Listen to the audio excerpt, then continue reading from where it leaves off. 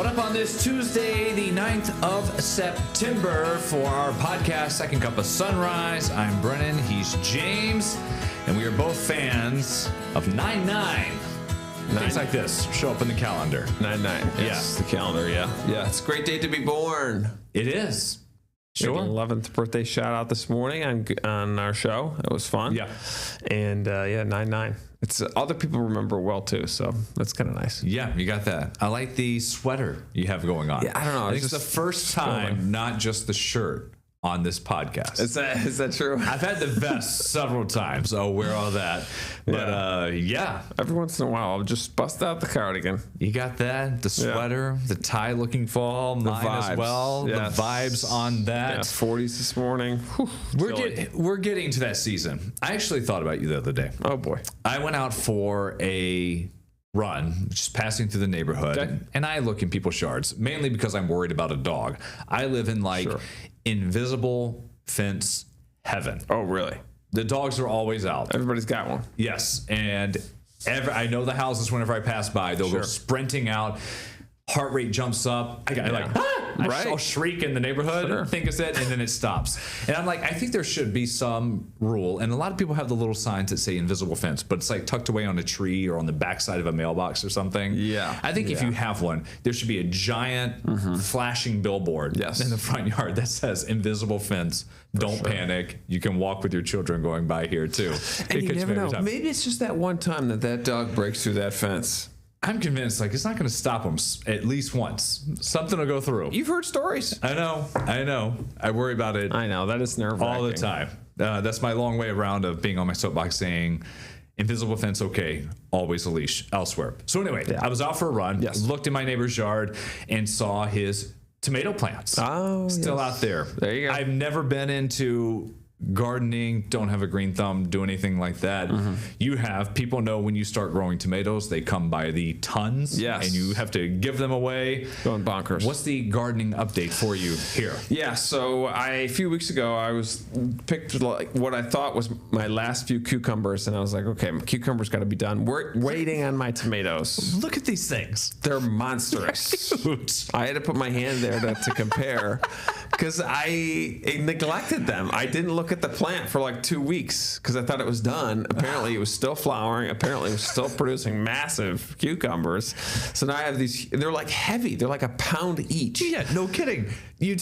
You want to put some on a salad? You're like 2 slices max. Yes. Just on the side, but like for decoration. Right. They're just gigundo. And then you look at the little tiny cherries that I got. It's like nothing.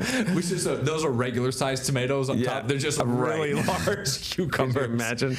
How many do you have of the cukes? That's it. Those are the ones that I harvested. Ideally, I see a couple more that are trying to make it happen, but those are like full strength there. So I will cut those up and just full screen that. Wow. They are huge. I know. That's too big. They're too big.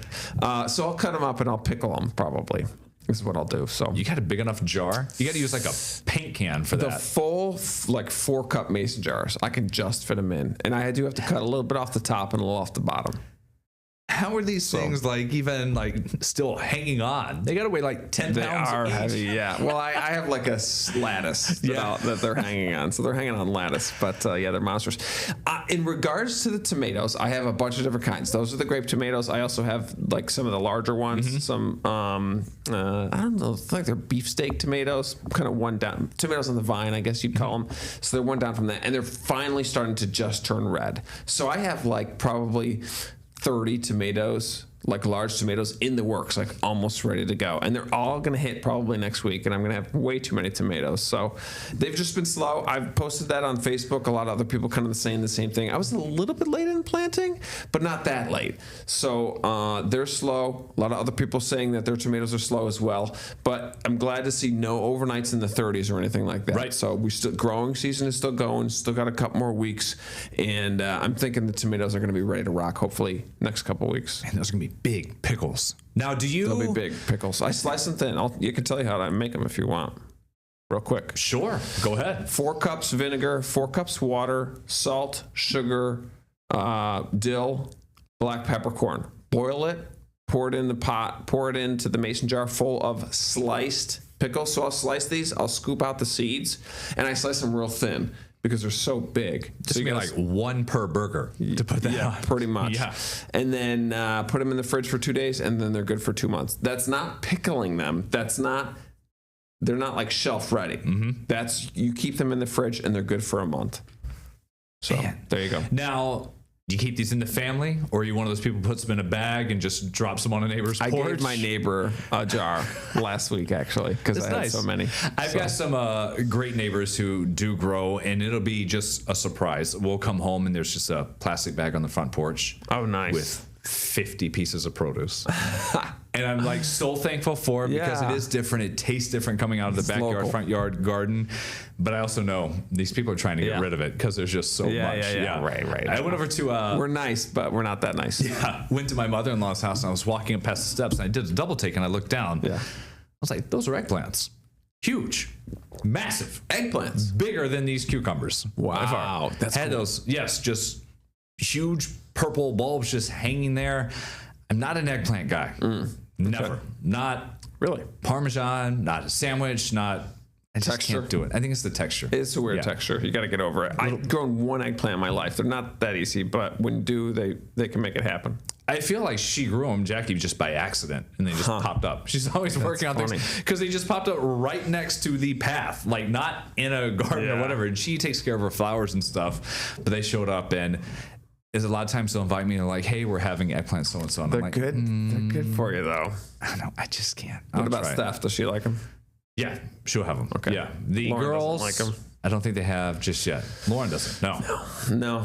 The skin. It's like the skin is really contrasting too. So if you don't peel the skin, it's like totally different. Aran's husband was awesome. He came in recently for her birthday, and he brought in some sweets for her birthday. Yes. And also some eggplant sandwiches that had been on the grill. And I saw those. I walked up. I thought it was like a burger at first, and I saw it, and I was like, yeah. Nice gesture, much appreciated. They were delicious. Let me go if hand you it to liked someone else. Eggplant. Yes, I don't think a lot of people ate them because I think more people. We should do the What's Up Rock eggplant. Yes or no? We should, because I think that's an interesting one. It's a love hate. I love eggplant. I would do it all the time, but I think a lot of people not huge fans. I don't think there's like a middle ground with it. It's right. I don't think people are like, occasionally. No, it's like, do it. No, I don't. Parm is like, you cover it in flour, breading. I know. And then you dump sauce and cheese on it. I mean, it's barely an eggplant at that point. I know. And then it's healthier, and you cut it open. And I've had that before where maybe I'll grab the one at some event I'm emceeing or something, think it's the chicken, and a bite in. I'm just like, that texture is a little off. Yeah. It's not raw, chewy chicken or it gets salmonella. Right. But oh, my gosh. Yeah. Feels a little off. But man, those cucumbers just... I know. Monstrous. One more time. I mean, it's huge. I'll pickle them up. Yeah, they'll be good in the fridge for a week, and then I'll pickle them up. So I'll let you know how the tomatoes come out. We'll get the update on that. Nice, fun little story time there. It is Tuesday. Everyone did Overaction Monday for the NFL season. People still talking about everything that happened with the Bills. And this is so funny. It's hard to not like the Bills, even if you're someone who the Dolphins, Patriots, Chiefs, Ravens, whoever it may be, Josh Allen, everything he does. And then just how the guys have reacted to Matt Prater coming in, who was coaching high school football last week until Thursday when he gets on the football team, something like that. He hops a red eye, gets to the team on Friday, starts practicing with them. And he tells everyone, and Josh Allen, you'll hear from him in a second, about, guys, I'm here. Do whatever you want. Yeah. But for a lot of these players, before that moment, and one of the best games that fans will ever see in person or on TV, if you love the Bills or football in general. The ball. Oh, a lot of people say it looks like a dad holding a trophy next to a son after a game because he's 41, scored the 41 point. But some of the guys in the locker room, when Prater showed up last week, they thought he might be walking around with a clipboard. Yeah. I'm not going to take a shot at his age, but he walks into the special teams meeting, and I'm like, oh, we got a new coach. And then I'm like, yeah, that's Matt Prater. Holy cow, this guy's been like balling in the league. First time I seen him, I was like, is that a coach? And he comes out here, man, and he's a great dude. Comes out here, kicks a game-winning field goal. He's special, and I'm just happy to have him here with us. The oldest guy in the world, ain't he? I'm thankful for him. I'm glad that somebody could come in on Thursday and help us big. Today, before the game, he comes up to me, in the locker room. Before he even take the field, he just said, hey, I promise you I'm going to give you everything I got tonight. It's a guy that's been around the league for a long time, and I'm just thankful he's here for us.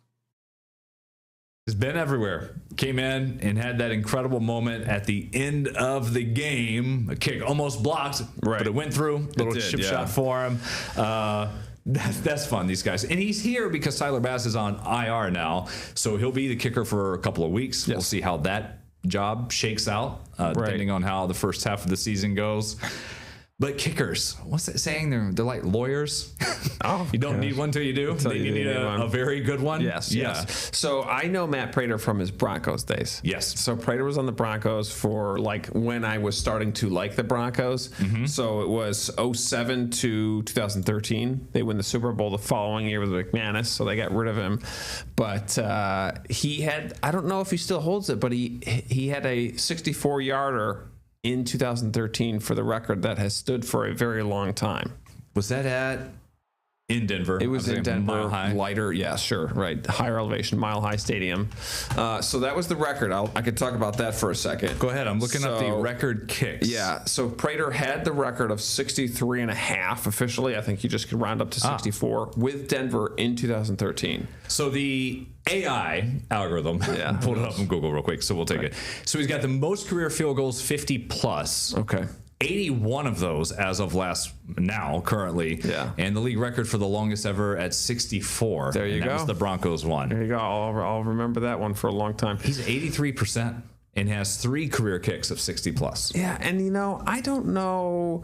Teams just get rid of players, especially with kickers. So he left the Broncos. He was with the Lions for many years. He was with the Lions for 7 years. Here it is. Yeah, Denver for 7, Detroit for 7, Arizona, and then probably I'm imagining he was still kicking the ball and just here and there, and then gets a call from the Bills. So I don't know. Kickers are funny. Yeah. They're like OCs. It's like if they do well and then they get sour, even if it's still a good coach, you just kind of move along. Andy Reid. Great for the Philadelphia. I always use him as an example. Guy on the Eagles forever, did well with the Eagles, brought him to many NFC Championship games, but just kind of went sour with the city. Time just kind of runs out. Changes, Yeah. so you change teams. Prater, still a great kicker, was great for all of these teams, and now done great things for the Bills. It's just so funny how that works with different players. Prater hit a 62-yarder 2 seasons ago. He did that 5 seasons ago. And I'm just looking at some of his longest right through that column. It's 59, 59, 64, 59. It's good. It's not bad. Getting older. He's been the last 2 seasons, he's perfect on 9 kicks. Not bad. That's really good. But there was that one guy in the preseason that hit like a 71-yarder on the Jaguars, I want to say. That was, I think that's when they throw him out there. Yeah. So that's interesting. I'm honestly surprised that still holds. That's over 10 years that number has still held. I think it's been tied a couple of times or really close. So I'm thinking records are meant to be broken. I'm excited to see it broken because I think hitting a 70-yard field goal is just crazy. Yeah, it's whenever they go to the camera shot up from the broadcast from the top and they just zoom out and you see guys, we're past 50% of the field, right? And you see how far they are. And when you're at a game, that's when you really are like, that guy can kick a ball. They're the first ones on the field. If you ever get to the stadium early, like 2 hours before, you'll see them go out and kick. And they're the first ones. It's them very and the punters. cool. It's cool. Yeah. That, the deep ball, I think, if you've never been to an NFL game, those are the 2 things where you're like, these people are athletes. Yeah. The deep ball, that's a perfect catch, and then those monster kicks that the field goal guys do. Oh, man. I was graduating high school when Matt Prater came into the NFL. It's 41. Yeah. It's just like Joe Flacco, who was sitting on his couch being a dad last year, whenever, then came out, played for the Browns, and then Matt Prater, he'll get back to his youth football coaching in a little bit. If you watch us on our noon show, I've got a story about that we're coming. So we hear from his one of the other guys on the coaching staff, or one of the parents. So we'll have that coming your way. It's cool. Nice. Today, we wanted to have a little bit of fun because it is a big day. So the next 10 days, Fringe is taking over all of downtown. It's 600 performances this year, more than 30 different venues. We wanted to go through just some of the shows, and what I'm going to do is just kind of like a roulette wheel where I'm just going to scroll on the mouse once we get past the first one. So this first one is coming up. A lot of these at School of the Arts. One of the venue, Oz. It's a Wizard of Oz parody magic show. Good for the whole family. This guy, Jordan Rooks from Vegas, is his new take on a classic tale. So it's going to be a magician who goes to Oz and tries to persuade all the wicked witches, people of Oz, that he's a true wizard. He sold out the Edmonton Fringe Festivals last year, and now coming here. That's interesting. Sweet. I think magic is a big theme of Fringe. There's a lot of stuff with magic. He's on the Wicked. Just ride that wave of everything going on. With Wicked, Anthony Prezzuti, if I get that. Yeah, comedy mentalist. So gaining recognition in the entertainment world as a rising star. So it's adult-themed comedy. He'll be at the center stage at JCC. Also some family-friendly shows. So yeah, you ever been to a mentalist show or any interaction with these people? No, but I sit in the same room and they're just incredible. I saw a guy Joe Rogan talk to once, and then apparently he found Joe Rogan's or came up with Rogan's PIN code for his card or whatever bank account. Oh, his bank. Oh my gosh. It went viral of this guy who he's a mentalist, right? So he was looking at Rogan's face, and based on his facial structures, he picked and he wrote it on a board and showed it to him, and the kid didn't show the camera, so it's not like everybody knew, but Rogan was like, "Yeah, that's my actual PIN." And he was like 6873. Yeah, got it. Wow. Random, crazy. Man, okay, mentalists are more than else. Picking out the cards or whatever in a room. Weird, yeah. Got Bar Joke Tales. This is an hour. It'll be at Salinas over there in Village Gate. Oh, nice. The Frog on Your Head trilogy. It's a Rochester prodigal son, Martin Giles returning for a second year. So it's more tales from classic bar jokes set in a bar setting. Probably got a lot of stories there to tell. That's for everybody. That's kind of fun. Barry Potter and the Magic of Wizardry, a 21-time Fringe Festival Award winner. Oh, here we go. Tim Motley. So it's a world-class world of wizardry in a realm of messenger owls, all the wizards, talking snakes. Witness feats of sorcery as grown-up wizard delves into an untold story with jokes. This is for 7 and up. Huh. How about that? That's pretty neat. Harry Potter. Shout out to the organizers of this event. I mean, just looking at these, Eric, we're on B. There's 13 pages of these. I know. I went to A through Z. This is just bonkers. It's incredible how many shows they do and coordinating all of the shows. Look at all these pages. I know, and it's just going on, and they're so random. And some of these are people we just run into at Wegmans or Tops. Other people are from the Cirque du whatever show is doing these pro performers who go around and play in Vegas at different casinos. Go back up to that hot tub one. What did that say? 2 roadies, 1 hot tub, and 0. Scroll up. Oh, here we go. And 0 shape. Bushwhacked, hot and sweaty. Wow. Chuck and Roger taking a hilariously unexpected break right in the middle of the Fringe. Interactive comedy show. You can throw jokes, trade barbs, and riff with the duo. Oh my gosh. That's so crazy. They got another one. Wow. That's wild. So it's all over there on their website. Yeah. We had Iran live during our Sunrise show. Yeah, that's what 5 different times. The organizers were great. Of course, they're promoting this, kicking off tonight for the next 10 days. And then Iran gave us a tease at one point. So we're going to hear from some guys who are doing something that's never been done at Fringe. Right. And so we tossed out to her, I have no idea. Yeah. I help, communicate with these people on this show. I'm anchoring the show. You don't know what she's cooking up. I'm like, Aram, what do you have? And she's at a gym over in the soda area and starts interviewing this guy. And they're going to do wrestling. Mm-hmm. I was like, oh, okay, that's fine. And we turn the camera, and this guy has on a leather jacket, no shirt underneath, just wrestling tights. Bare bottoms. Another guy, bare top, just wrestling tights. He takes it off. Everyone's tatted up. And there's a ref in the middle. Yeah. And they're like, we've got pro wrestling. Here we go. And they start going at it, suplex, pile driver going at it, and Iran's just doing this interview with a guy. And he brings up the point right from the beginning. He's like, it should be a Fringe. It is an art form, and we're going to have some entertainment. 100%. And that was fun. It did a little choke slam. It was pretty legit. I know. You go from these bushwhack people, the comedians, where you can take jabs at them, to the music, the silent disco, different things, and then Chelsea Handler, like the comedic headliner. It's amazing. It is very fringe. They will take everybody and anybody that wants to perform. It is. We've got a guide for you, RochesterFirst.com. We're going to be back with more on the podcast. Second Cup of Sunrise, 20 after the hour. If you're watching us live here this Tuesday.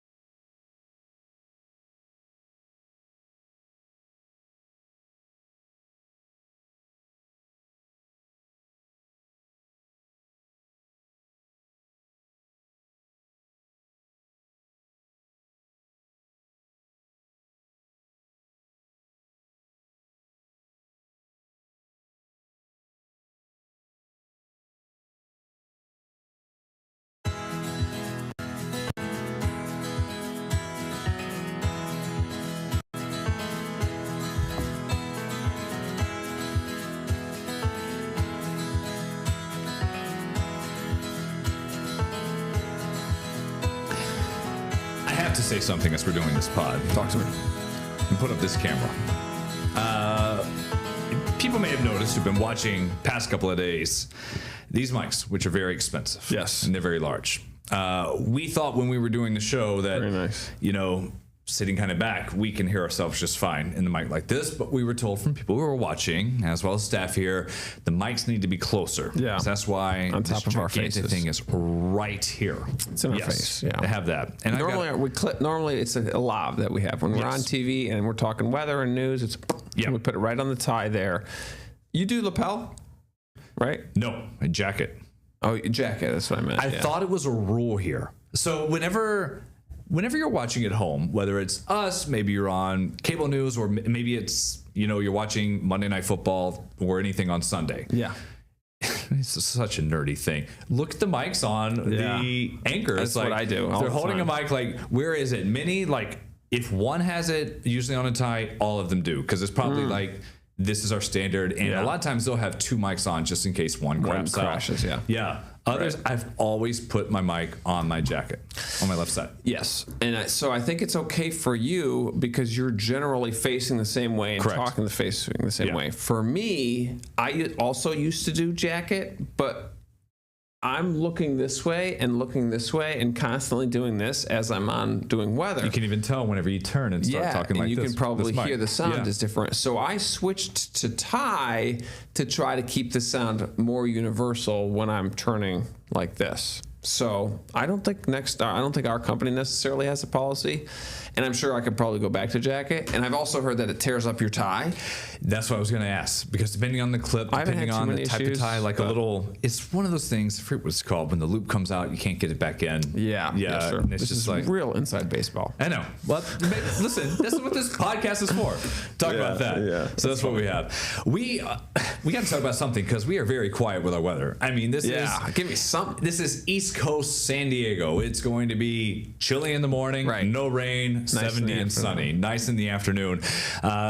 Quiet. We're watching for any storms developing as we're still in the middle of hurricane season. Yeah, there's a little bit of action out there in the Atlantic, and we're seeing some storms potentially get going. And no one's on vacation right now. We're all working school. But there is just a kind of a coastal system that's really ramping up on the wave action. And you see a long strip of pink, that's small craft advisories, pretty much from the Gulf states all the way up to Cape Cod, pretty much including every coastland there, and that also means lots of rip currents as well. So let's talk about that, because we were kind of having that conversation before, rip current versus rip tide. So first, the rip current.